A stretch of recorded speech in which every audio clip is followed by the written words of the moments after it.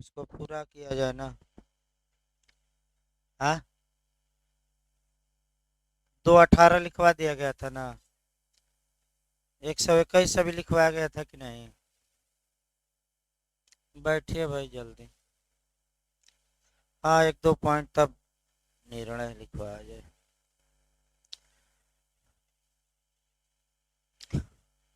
Paragraph change करके लिखिए भाई आपका। उसी में आगे लिखना है। धारा 121, 121, सेक्शन 121।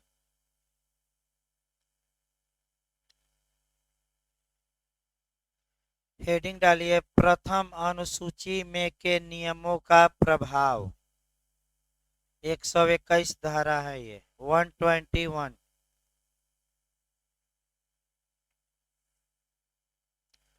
प्रथम अनुसूची में के नियमों का प्रभाव। लिखिए प्रथम अनुसूची में के नियम।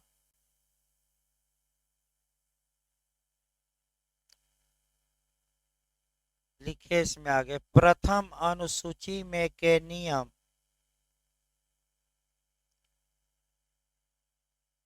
इस संहिता के पाठ माने जाएंगे।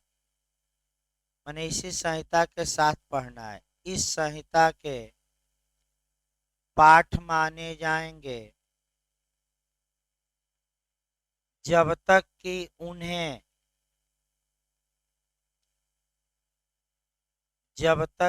उन्हें शून्य घोषित न कर दिया गया हो।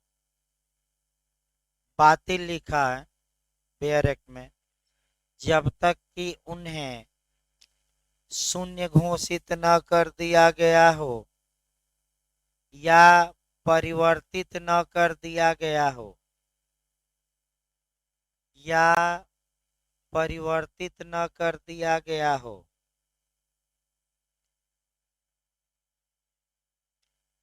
फिर पैराग्राफ चेंज करके लिखिए, धारा 122 और 125 के तहत।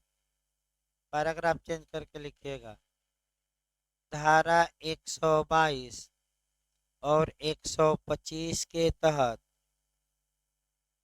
उच्च न्यायालय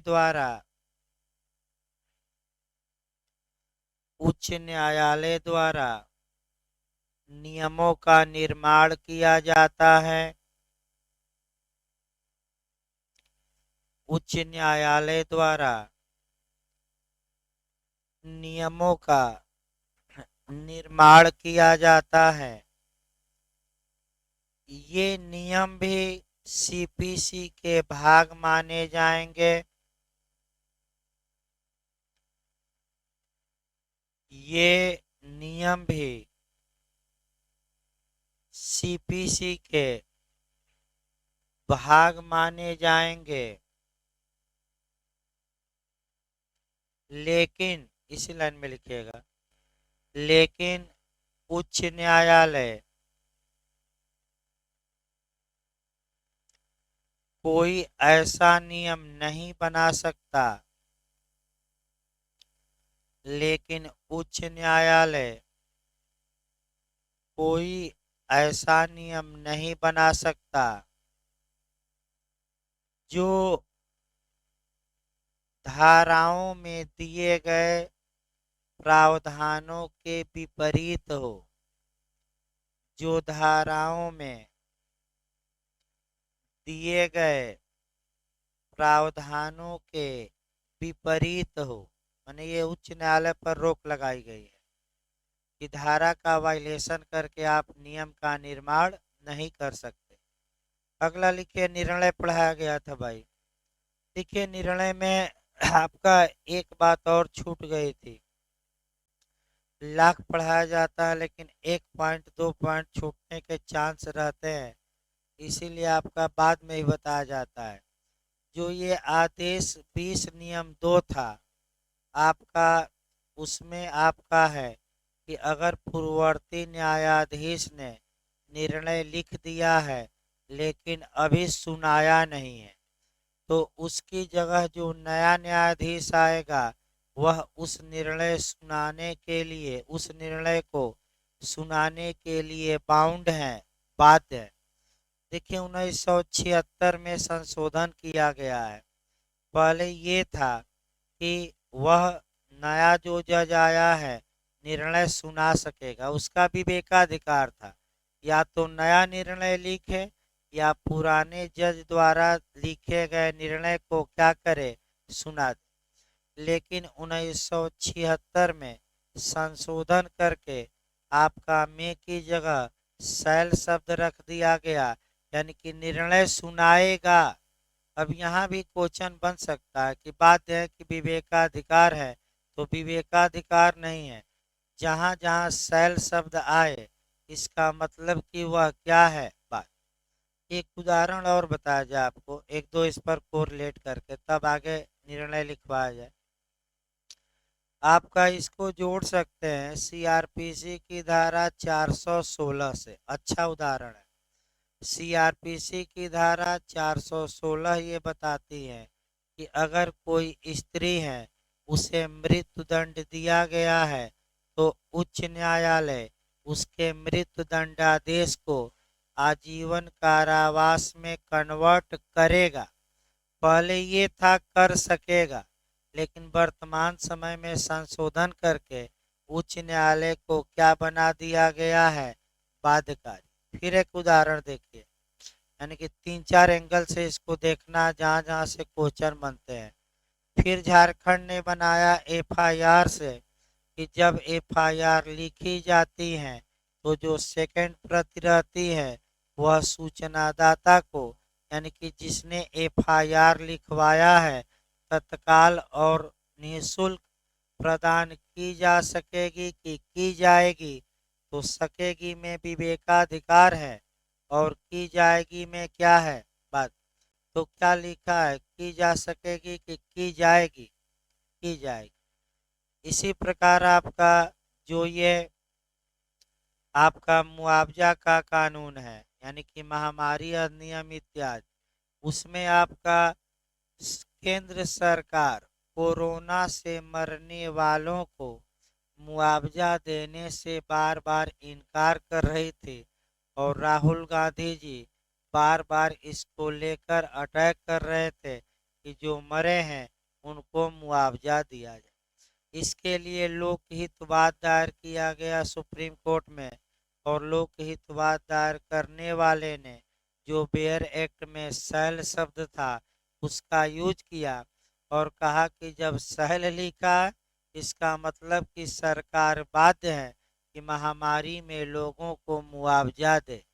और सरकार कह रही थी कि हमारा विवेकाधिकार है, लेकिन सुप्रीम कोर्ट ने शैल यानी कि करेगा शब्द की व्याख्या करते हुए सरकार को आदेशित किया कि आपको मुआवजा क्या करना पड़ेगा, देना पड़ेगा।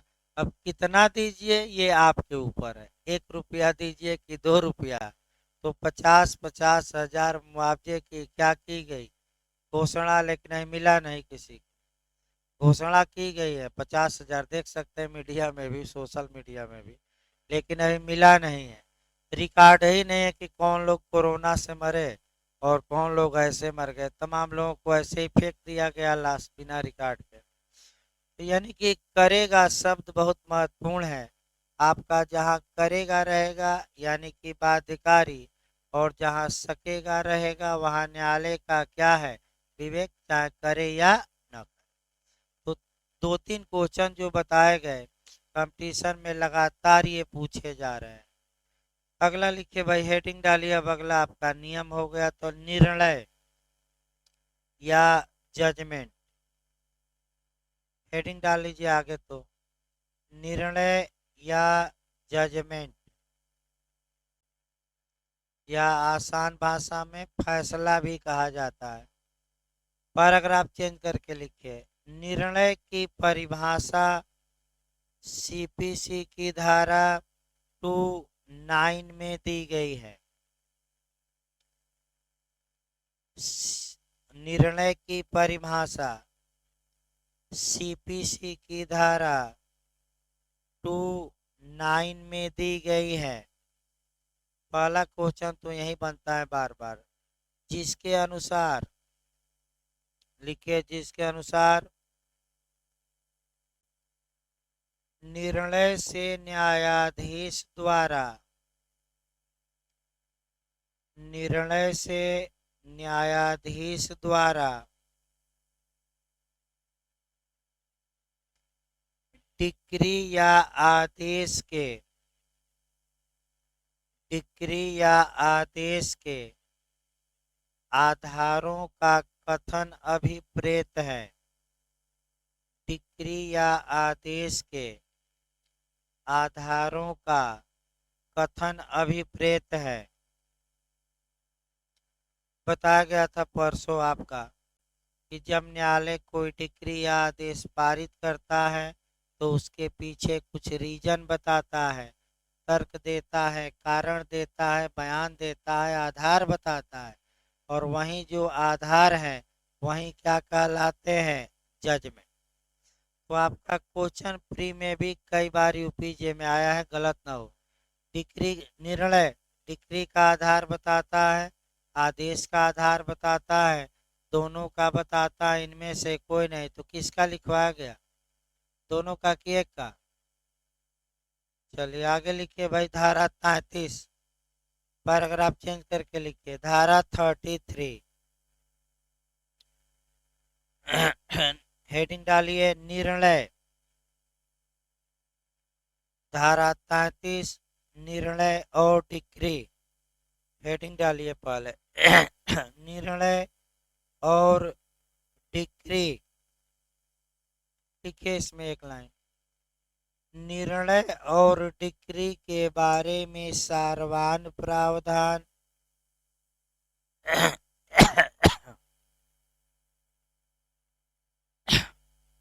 निर्णय और डिक्री के बारे में सारवान प्रावधान या सिद्धांत, दोनों शब्द लिखिएगा, प्रिंसिपल या सिद्धांत इस धारा में दिया गया है, यानी कि धारा 33 इस धारा में दिया गया है,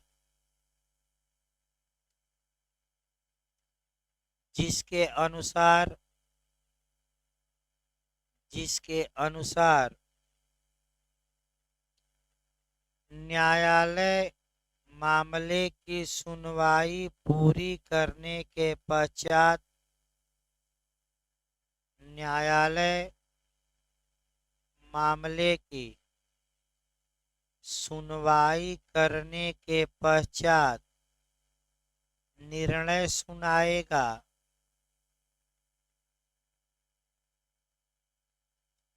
निर्णय सुनाएगा और ऐसे निर्णय के अनुसरण में, और ऐसे निर्णय के अनुसरण में डिक्री होगी, ऐसे निर्णय के अनुसरण में डिक्री होगी।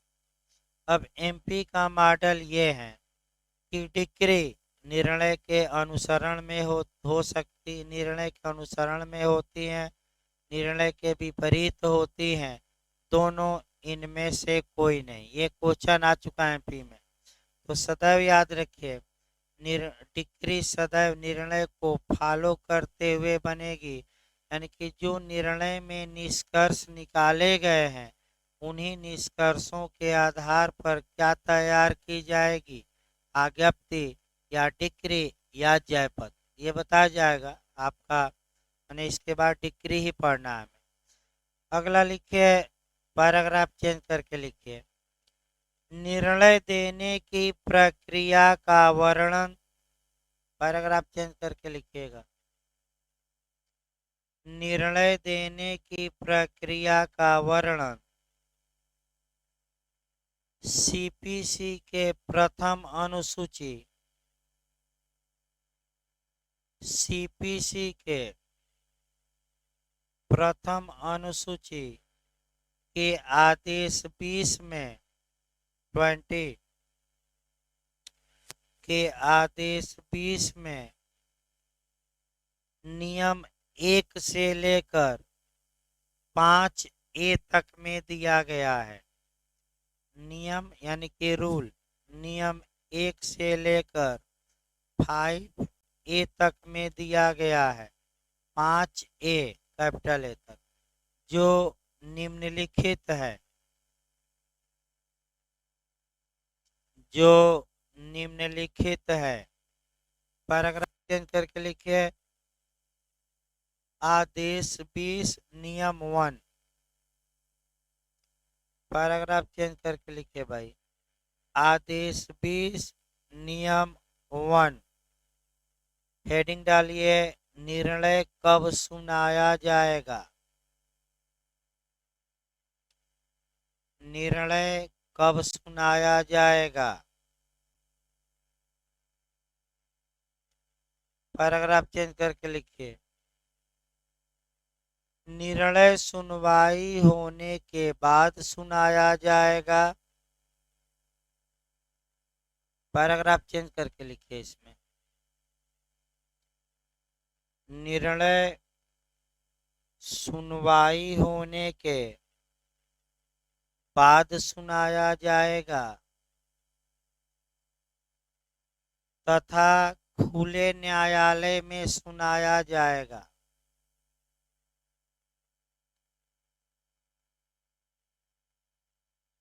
तथा खुले न्यायालय में सुनाया जाएगा, ओपन कोर्ट। यहीं मैं कोरिलेट भी करा दे रहा हूं। सीपीसी में खुले न्यायालय का उल्लेख, इसी में लिखेगा, सीपीसी में खुले न्यायालय का उल्लेख धारा 153 ख में किया गया है। ये पिछली बार उत्तराखंड आया है क्वेश्चन।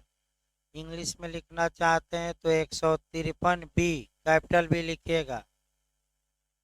खुले न्यायालय का उल्लेख सीपीसी की धारा 153 ख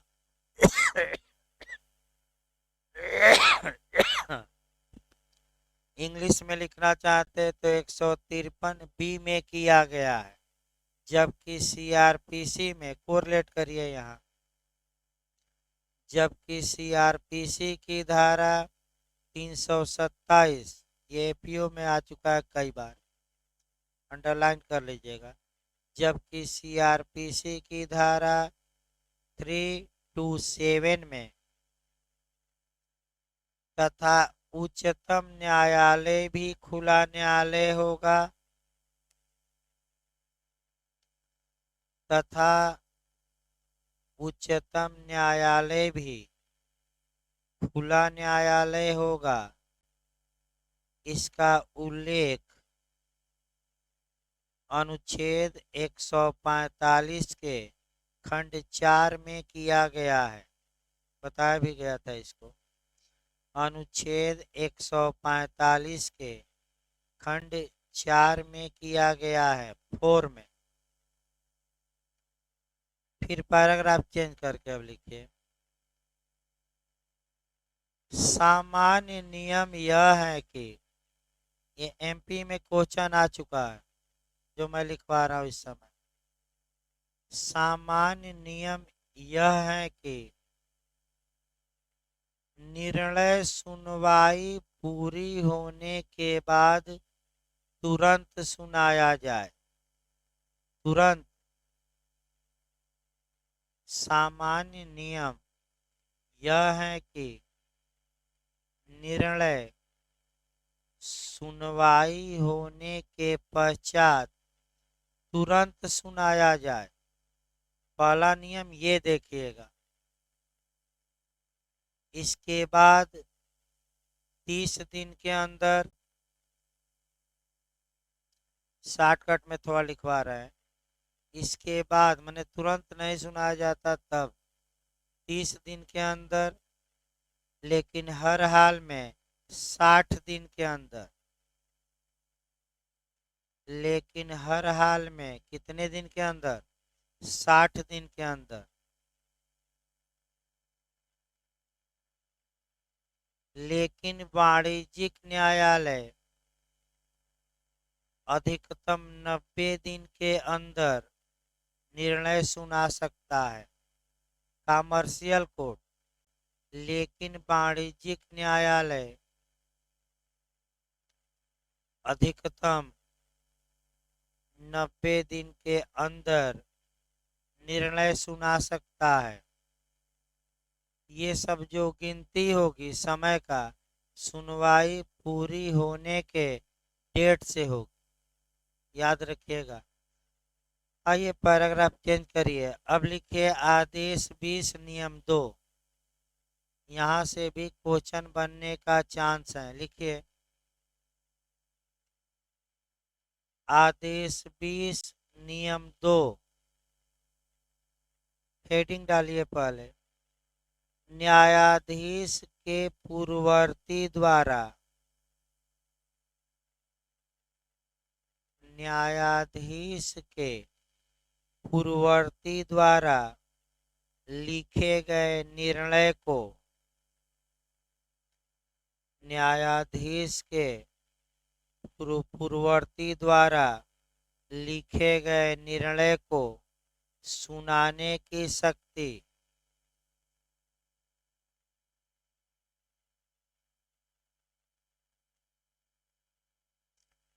लिखिए पैराग्राफ चेंज करके। न्यायाधीश ऐसे निर्णय को सुनाएगा, सुना सकेगा, ना लिखिएगा, फिर मैं बता दूं। अभी मैं संशोधन भी लिखवा दूंगा। लिखिए न्यायाधीश ऐसे निर्णय को सुनाएगा जो उसके पूर्ववर्ती ने लिखा है।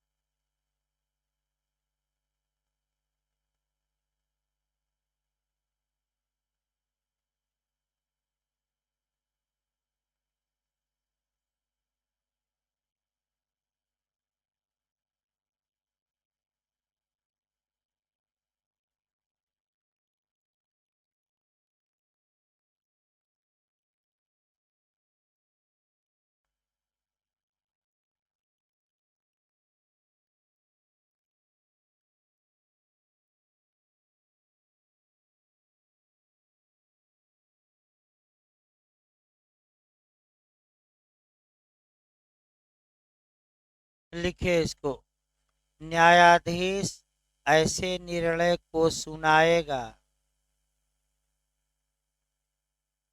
जो उसके पूर्ववर्ती ने लिखा तो है, जो उसके पूर्ववर्ती ने,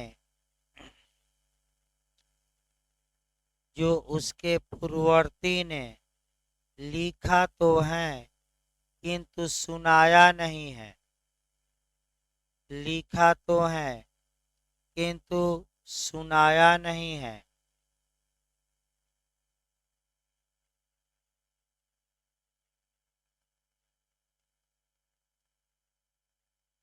पैराग्राफ चेंज करके लिखिए।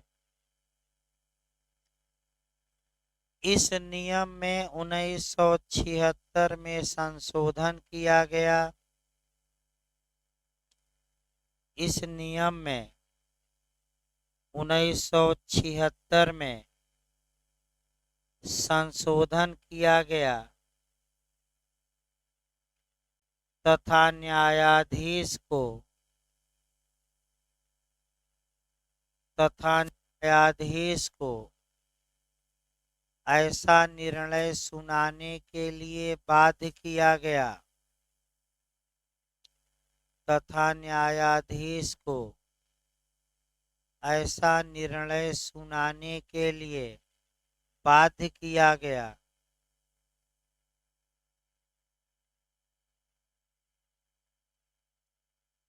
पैराग्राफ चेंज करके लिखिए आदेश 20 नियम 3। आदेश 20 नियम 3। देखिए, निर्णय हस्ताक्षरित किया जाएगा।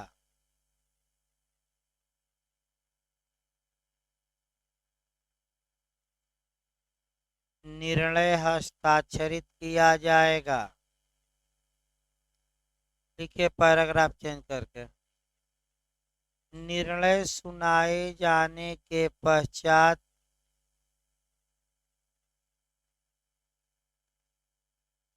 निर्णय सुनाए जाने के पश्चात न्यायाधीश उस पर तारीख डालेगा। निर्णय सुनाए जाने के पश्चात न्यायाधीश उस पर तारीख डालेगा और अपना हस्ताक्षर करेगा।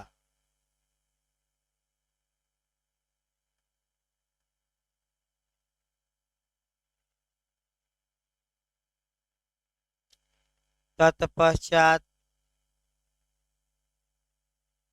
धारा 152 या पुनर्विलोकन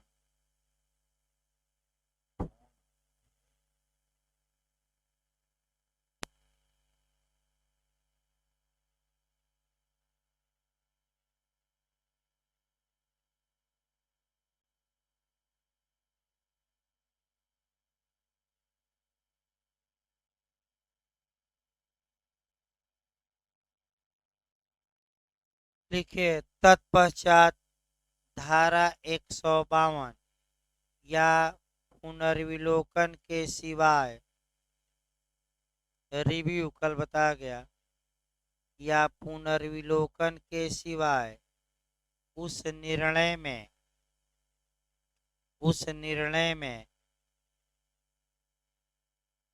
न तो कोई परिवर्तन किया जाएगा न ही परिवर्धन। न तो कोई परिवर्तन किया जाएगा और न ही परिवर्धन, कुछ जोड़ा नहीं जाएगा। पैराग्राफ चेंज करके लिखिए। अब पैराग्राफ चेंज कर लीजिएगा। ये बेयर एक्ट की भाषा रही थोड़ा, अब अपनी भाषा में 3-4 और पॉइंट निकालना है, इसमें कोरिलेशन भी करना है। लिखिए पैराग्राफ चेंज करके भाई। यदि न्यायाधीश ने निर्णय सुना दिया हो, यदि न्यायाधीश ने निर्णय सुना दिया हो लेकिन तारीख या हस्ताक्षर न किया हो, लेकिन तारीख मैंने डेट ही नहीं डाला, तारीख या हस्ताक्षर न किया हो, तब यह अनियमितता इरेगुलरिटी मैंने गलती, तब यह अनियमितता निर्णय को, बताइए कल बताया गया, दूषित करेगी कि नहीं करेगी। लिखिए सही बता रहे हैं भाई लोग, दूषित नहीं करेगी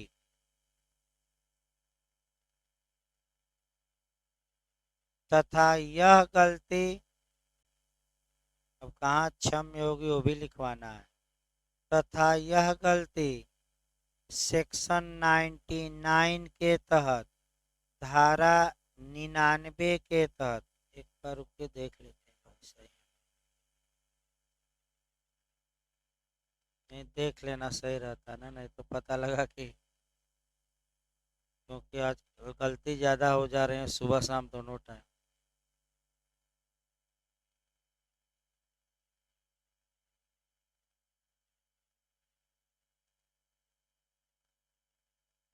हाँ ठीक है भाई।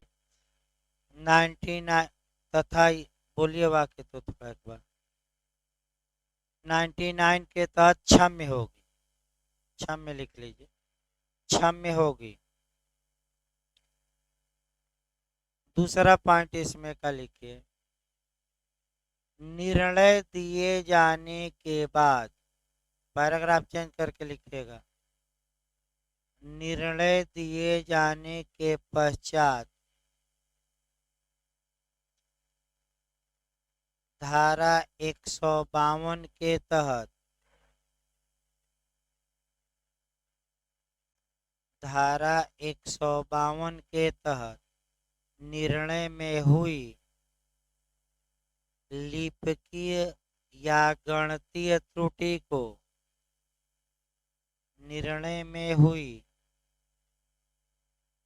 लिपिकीय या गणितीय त्रुटि को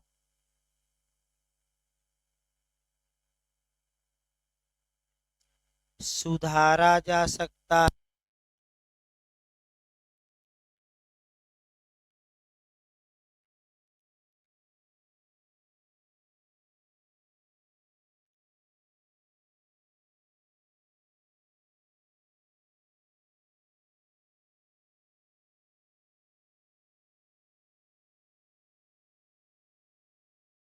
पैराग्राफ चेंज करके लिखिए भाई, ये हो गया ना। लिखिए निर्णय, इसमें कोरिलेशन भी करना था, लिखिए इसी लाइन में भाई सीआरपीसी की धारा, इसी लाइन में लिखिएगा अभी। सीआरपीसी की धारा 362 के तहत भी 362 सीआरपीसी की धारा 362 के तहत भी ऐसा प्रावधान किया गया है।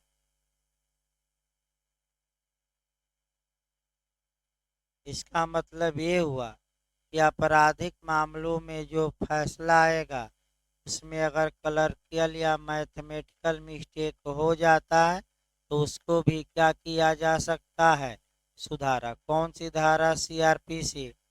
और सिविल मामलों में अगर होता है तो सीपीसी की कौन सी धारा हमने लिखवाया, 100। अब पहुंच जाइए थोड़ा सुप्रीम कोर्ट। अगर उच्चतम न्यायालय द्वारा निर्णय में कोई गलती हो जाती है तो क्या उच्चतम न्यायालय उसको सुधार सकता है कि नहीं, सुधार सकता है। अनुच्छेद 142 याद रखिएगा, बहुत बड़ा पावर देता है, तो उसको लिखिए ना। आगे बढ़िए भाई, पैराग्राफ चेंज करके लिखिए। आदेश 20 नियम 3 में यह प्रावधानित है कि, ये भी क्वेश्चन बन सकता है, आदेश 20 नियम 3 में यह प्रावधानित है कि सिविल मामलों में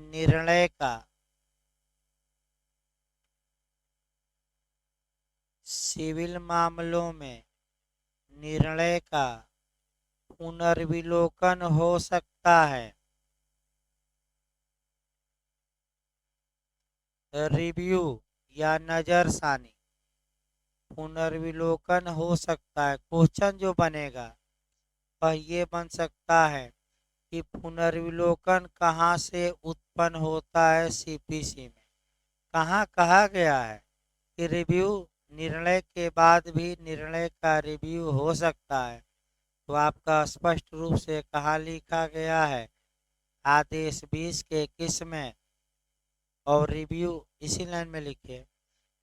पुनर्विलोकन के बारे में सारवान प्रावधान धारा 114 में है, इसी लाइन में लिखिएगा। पुनर्विलोकन के बारे में सारवान प्रावधान धारा 114 में है, जबकि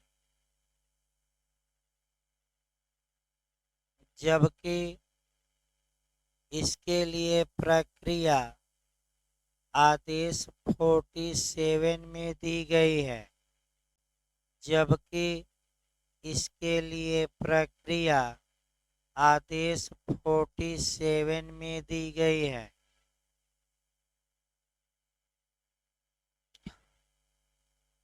पैराग्राफ चेंज करके लिखिए, पैराग्राफ चेंज करके लिखिए। सीआरपीसी की धारा 362 कोरिलेट भी करते रहना हमें। सीआरपीसी की धारा 362 आपराधिक मामलों में दिए गए निर्णय आपराधिक मामलों में दिए गए निर्णय के पुनर्विलोकन पर रोक लगाती हैं। आपराधिक मामलों में दिए गए निर्णय के पुनर्विलोकन पर रोक लगाती है। फिर पैराग्राफ चेंज करके लिखिए। संविधान के अनुच्छेद 137 के तहत 137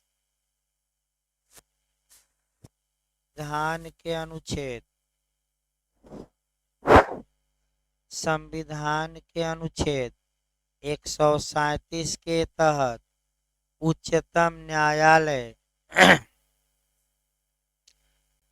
किसी भी विषय पर दिए गए निर्णय का, किसी भी विषय मतलब यहाँ क्या हुआ, सिविल की क्रिमिनल की, दोनों सही बता रहे हैं। चलिए, किसी भी विषय पर दिए गए निर्णय का पुनर्विलोकन कर सकता है, यानी कि पुनः उस पर एक बार क्या कर सकता है, सुनवाई, पुनर्विलोकन कर सकता है। अगला लिखिए भाई आपका आदेश 20 नियम 4।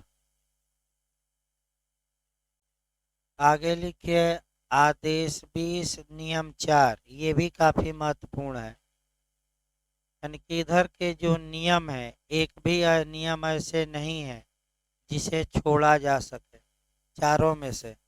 लिखिए आदेश 20 नियम 4, हेडिंग डाल लीजिए लघुवाद न्यायालयों के निर्णय, लघुवाद न्यायालयों के निर्णय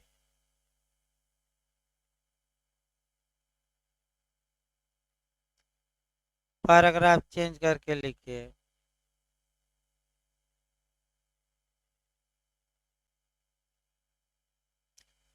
इस नियम में निर्णय की अंतर्वस्तु समाहित है। इस नियम में निर्णय की अंतर्वस्तु समाहित है। कोरिलेशन हम लास्ट में लिखवाएंगे, पहले सीपीसी लिखवा दिया जाए तब यहाँ। और कल मैं बताया भी था अंतर्वस्तु पर पिछली बार जे में 3 क्वेश्चन जे में आया था, और उसको हम अभी लिखवाएंगे, छोड़ेंगे नहीं, और रिपीट करता रहता है हमेशा। लेकिन पहले आपका नियम 4 हो जाए। लिखिए सामान्यतः किसी भी निर्णय में निम्नलिखित 4 बातें समाहित होंगी। सामान्यतः कल बताया गया था चारों बातें। सामान्यतः, सामान्यतः शब्द फिर याद रखिए, सामान्यतः या मामूली तौर पर या जनरली या सामान्य तौर पर जहां भी मैं शब्द प्रयोग करूं, इसका मतलब ही हुआ कि उसका एक्सेप्शन है। मैं लगातार बता रहा हूँ, कल उदाहरण भी बताया गया था, बिहार में आया भी था, एपीओ में। लिखिए इसमें सामान्यतः किसी भी निर्णय में, वाक्य बोलिए तो फिर से। 4 बातें समाहित हैं। फर्स्ट लिखिए मामले का संक्षिप्त कथन, मामले का संक्षिप्त कथन, शॉर्ट स्टेटमेंट, क्या क्या मामला था। सेकंड लिखिए अवधार्य प्रश्न, अवधार्य प्रश्न,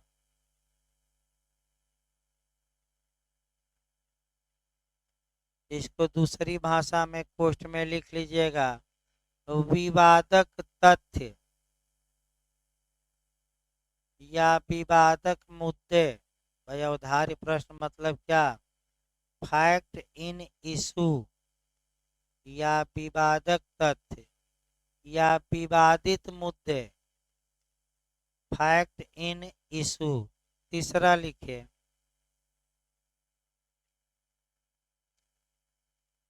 ऐसे भी अवधार्य प्रश्न पर विनिश्चय, ऐसे अवधार्य प्रश्न पर विनिश्चय यानी कि क्या निष्कर्ष निकला इस बिंदु पर।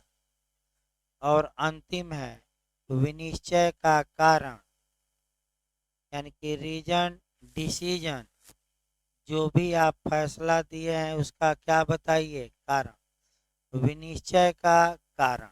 चार बातें हुई। पैराग्राफ चेंज किए फिर, लघुवाद न्यायालय द्वारा दिए गए निर्णय में, पैराग्राफ चेंज करके लिखिएगा। लघुवाद न्यायालय द्वारा दिए गए निर्णय में निम्नलिखित दो बातों का होना ही पर्याप्त होगा। निम्नलिखित दो बातों का होना ही पर्याप्त होगा।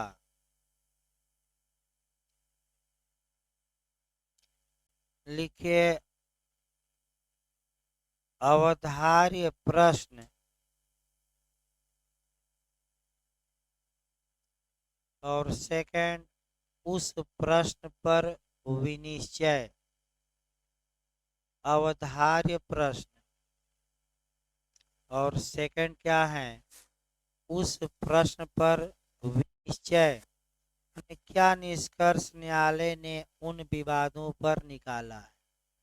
अब क्वेश्चन का मॉडल देखिए, सिविल मामलों में कब निर्णय का कारण देना आवश्यक नहीं है, जब निर्णय तो किस न्यायालय ने दिया हो तो रीजन डिसीजन आवश्यक नहीं है। क्वेश्चन बताइए, लघुवाद न्यायालय। लिखिए इसको, पैराग्राफ चेंज करके लिखिए, लघुवाद न्यायालय द्वारा दिए गए निर्णय का। अच्छा क्वेश्चन नया बन सकता है। लघुवाद न्यायालय द्वारा दिए गए निर्णय का कारण लिखना आवश्यक नहीं है।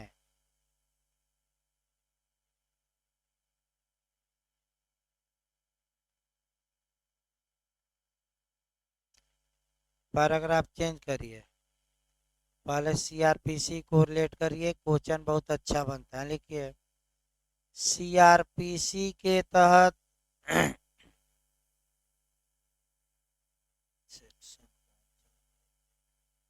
थोड़ा दीजिए, पेड़ नीचे वाला सेक्शन वाइज लिखवा दिया जाना, नीचे है उसके एकदम नीचे, छोड़ दीजिए।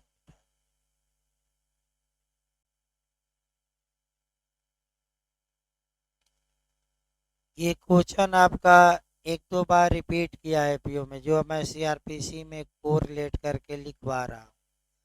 देखिए, सीआरपीसी की धारा 354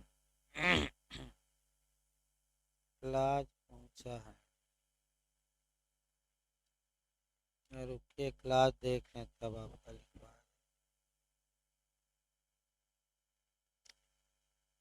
क्लास 5 लिखिए भाई, 6 है 6। सीआरपीसी की धारा 354 का खंड 6 में है।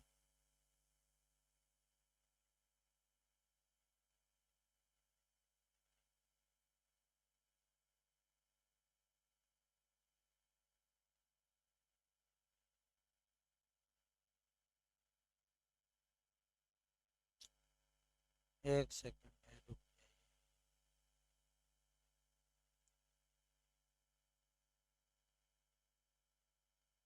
300, एक सेकंड रुकिए।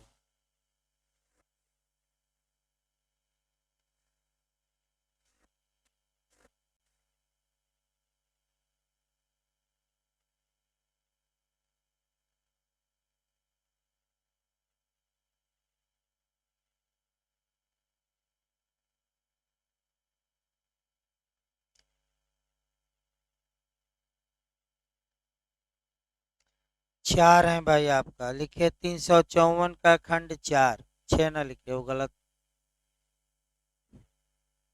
354 का क्लाज 4 बनाइए। तीन, फिर वाक्य बोलिए तो पूरा। सीआरपीसी की धारा 354 के खंड 4 के तहत निम्नलिखित दो मामलों में निर्णय का कारण देने की आवश्यकता नहीं है। निम्नलिखित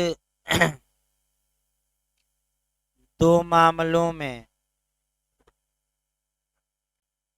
निर्णय का कारण देने की आवश्यकता नहीं है।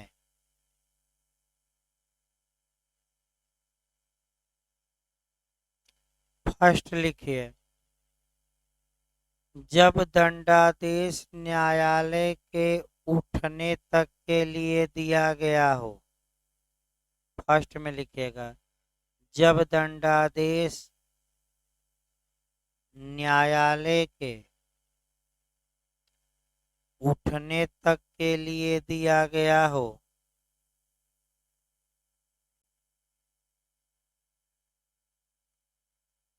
उठने तक के लिए दिया गया हो। सेकंड लिखिए, जब मामले का संक्षिप्त विचारण हुआ हो, समरी ट्रायल। जब मामले का समरी ट्रायल हुआ हो, संक्षिप्त विचारण हुआ हो।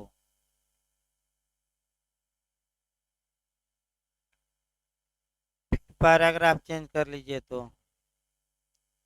अब अंतर्वस्तु को एक जगह एकत्र करना है। पैराग्राफ चेंज करके लिखिए, आपका वाद पत्र की अंतर्वस्तु। पैराग्राफ चेंज कर लीजिएगा। पैराग्राफ चेंज करके अब लिखिएगा, आपका वाद पत्र की अंतर्वस्तु का उल्लेख आदेश 7 नियम 1 में किया गया है। सीपीसी में पिछली बार आया भी है क्वेश्चन ये। वाद पत्र की अंतर्वस्तु का उल्लेख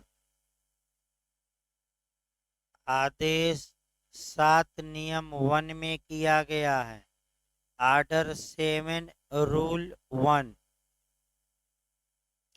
अगला लिखिए, डिक्री की अंतर्वस्तु का उल्लेख डिक्री की अंतर्वस्तु का उल्लेख आदेश 20 के नियम 6 में किया गया है। आदेश 20 का नियम 6।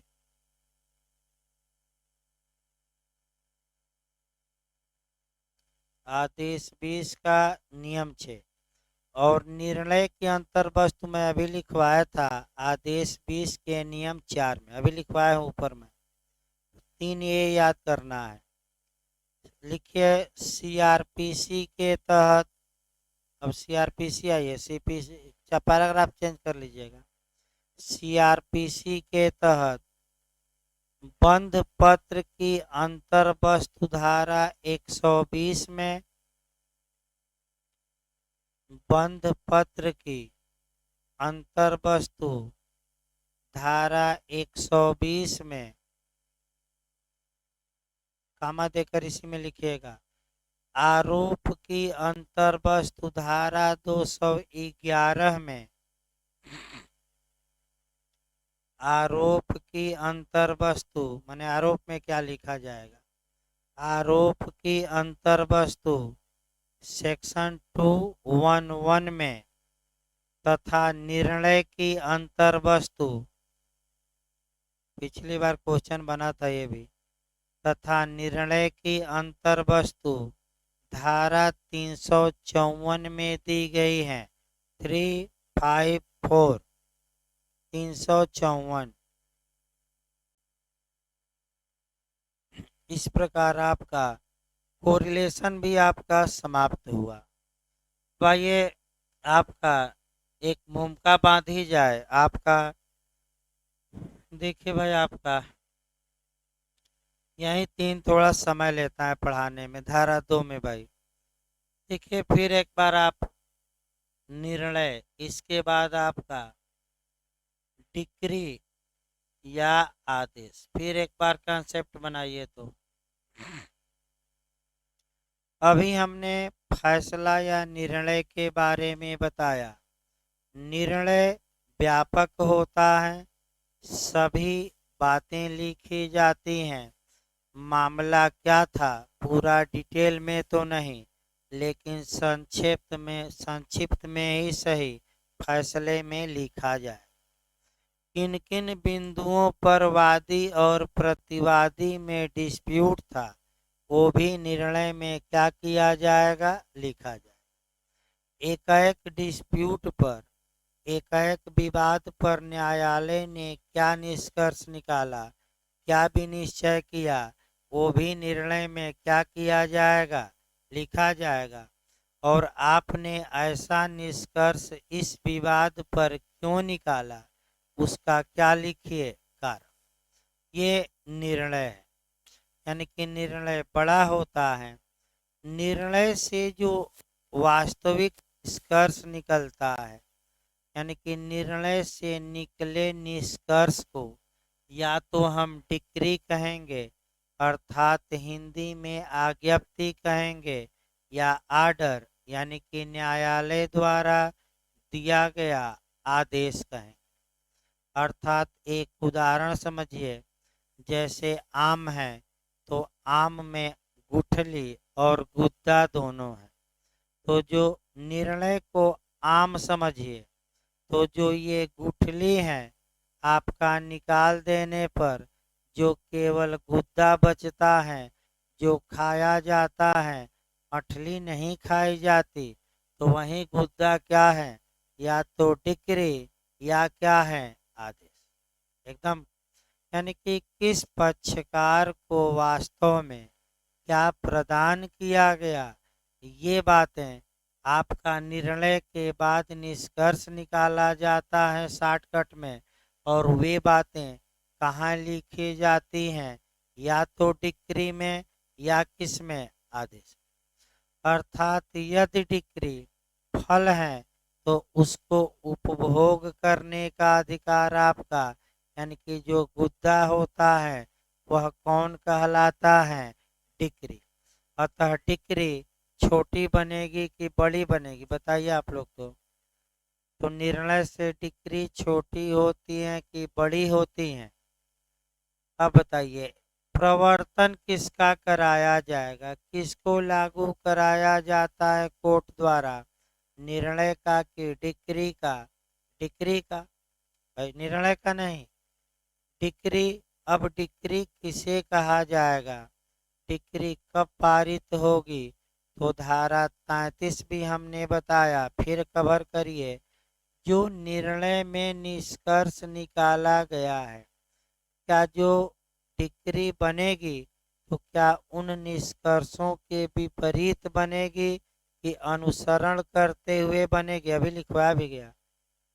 यानी कि डिक्री सदैव निर्णय के क्या करेगी, अनुसरण में होगी। अब आइए फिर एक बार देखिए दूसरा एंगल से। भाई डिक्री में 2-3 दिन लग जाता है पढ़ाते पढ़ाते, आप घबराइएगा ना, कम से कम 2 या 3 लेक्चर इसमें लगेगा, क्योंकि हर एक एंगल से हमें पढ़ाना है। आपका डिक्री और आपका आदेश,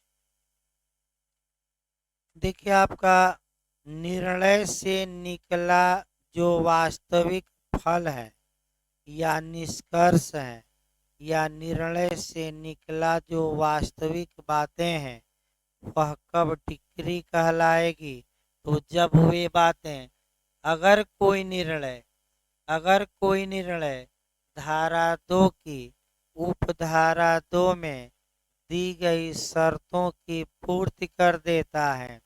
अर्थात इसका मतलब ये हुआ कि अगर किसी निर्णय में वे बातें समाहित हैं जिन बातों का उल्लेख आपका धारा 2 की उपधारा 2 में डिक्री की परिभाषा में दिया गया है, तो वह उस निर्णय से निकले निष्कर्ष को हम डिक्री कहेंगे। फिर एक बार समझिए, अर्थात ऐसा निर्णय जो डिक्री के एसेंशियल एलिमेंट यानी कि आवश्यक तत्वों की पूर्ति कर दे तो उसको हम क्या कहेंगे, डिक्री।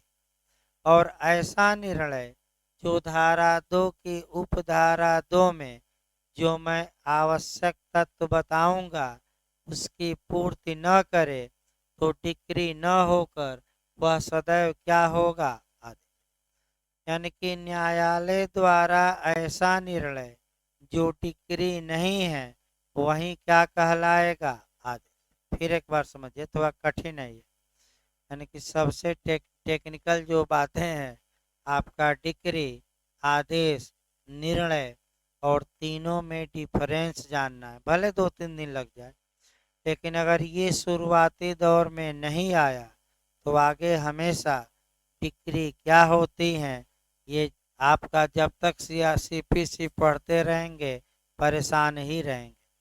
तो 2-3 दिन भले लग जाए, एकदम आराम से इसको हमें बताना है और उदाहरण दे दे। फिर एक बार देखिए, अगर कोई निर्णय धारा 2 की उपधारा 2 में दी गई कंडीशन को फुलफिल कर देता है तो उसे हम क्या कहेंगे, एक नाम डिक्री। और फुलफिल नहीं करता तब हम क्या कहेंगे, आदेश। तो बताइए ज्यादा कौन होंगे इसमें, डिक्री की आदेश, आदेश। क्योंकि तमाम ऐसे निर्णय होंगे जो डिक्री की परिभाषा में सेट ही नहीं होते। तो ये याद रखिए, कब डिक्री कब आदेश। CRPC में थोड़ा जोड़िए, आदेश की परिभाषा नकारात्मक दी गई है। एक लाइन में कहा गया है कि जो डिक्री नहीं है और न्यायालय ने किसी मुद्दे पर क्या दिया है, फैसला, लेकिन जो क्या नहीं है, डिक्री, उसी को हम एक लाइन में क्या कहेंगे, आदेश। तो थोड़ा CRPC भी पुराने लोग पढ़े हैं, समन मामला और वारंट मामला थोड़ा ध्यान में रखिए। समन मामले की परिभाषा 2W में दी गई है CRPC, तो समन मामला कौन होगा, जो वारंट मामला न हो। तो आदेश किसे कहा जाएगा, जो डिक्री, यानी कि डिक्री से जितना क्या चले जाएंगे निर्णय, तो उसी को हम क्या कहेंगे। उस CRPC में भी जोड़िए, जो समन मामला कौन है, तो जो वारंट मामला न हो। तो आदेश कौन है, जो डिक्री न हो। अब आइए, जहां तक डिक्री की बात है, एक आपका डिक्री होती है एक्चुअल। एक्चुअल को हम कहते हैं वास्तविक। पहले भूमिका हम चल रहे हैं, अभी शुरू नहीं हुआ बेहरे, आज शुरू भी नहीं हो पाएगा क्योंकि भूमिका में ही समय। और एक होता है आणविक। आणविक यानी कि कंस्ट्रक्टिव, यानी कि एक डिक्री होती है आणविक या विवक्षित या प्रभाषित या उपधारित या डिम्ड। आजकल जो पूछा जा रहा है कंपटीशन में, आपका डिम्ड, डिम्ड को हिंदी में कहते हैं मानद। मानद का मतलब ये हुआ कि कल्पना कर लेना। एक कल्पना पहले दूसरी बात में आइए, कल्पना हमें ये करना है कि अगर कोई व्यक्ति पिछले 7 साल से जीवित नहीं सुना गया है तो ये कल्पना की जाती है कि वह क्या होगा, मर गया होगा।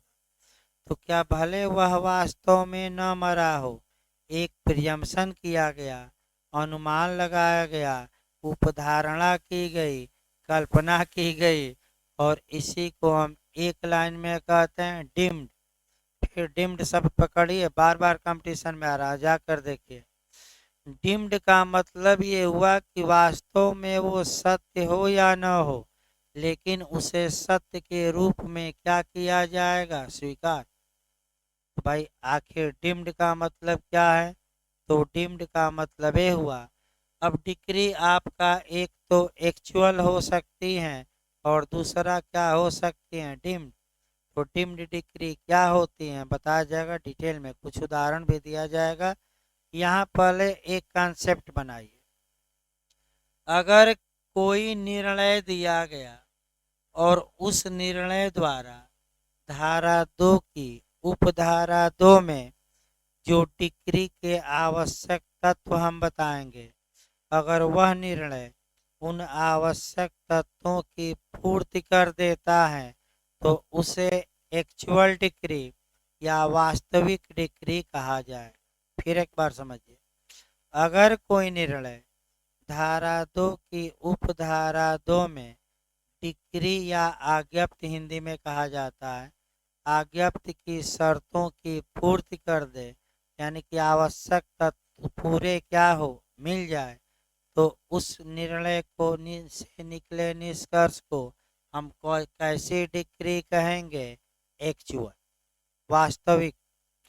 दूसरा ये, कुछ निर्णय ऐसे होते हैं जो डिक्री की शर्तों की पूर्ति नहीं करते। दिमाग में बैठाइए।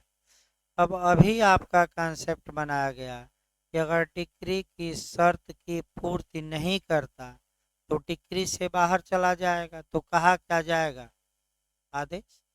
यही पॉइंट समझना है। अगर डिक्री की शर्त को फुलफिल नहीं करता तो उसे हम बार बार कह रहे हैं कि क्या कहा जाएगा, आदेश। लेकिन लेकिन लग गया तो खतरनाक होता है। लेकिन कुछ ऐसे निर्णय हैं जो होने चाहिए आदेश, लेकिन जबरदस्ती कानून क्या मान लिया है, डिक्री। अर्थात इसका मतलब ये हुआ कि कुछ निर्णय ऐसे हैं जो डिक्री की शर्तों की पूर्ति नहीं करते, तो नहीं करते तो वे होंगे क्या, आदेश। लेकिन जबरदस्ती कानून उसे डिक्री मान लेता है, यानी कि डिक्री की शर्तों की पूर्ति न होते हुए भी कानून द्वारा डिक्री मान लेना ही डीम्ड डिक्री कहलाता है।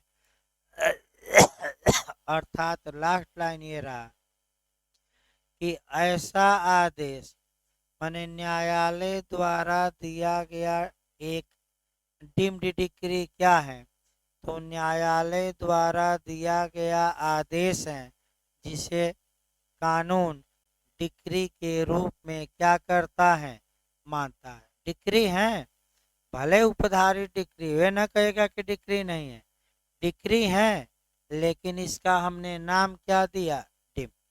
अब जहाँ जहाँ डिम्ड हो एक तो क्वेश्चन दिमाग में बैठाना है। आवाज जा रही ना भाई, कहाँ?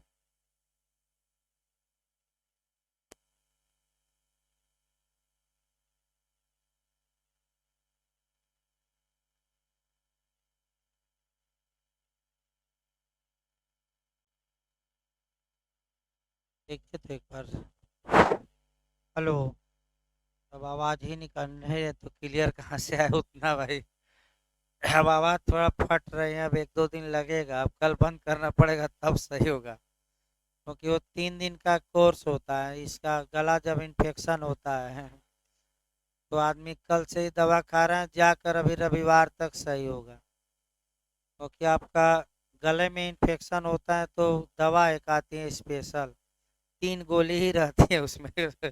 और तीनों को सुबह का एक बार खाना रहता है 3 टाइम, तो 3 दिन लग जाता है हर हाल में।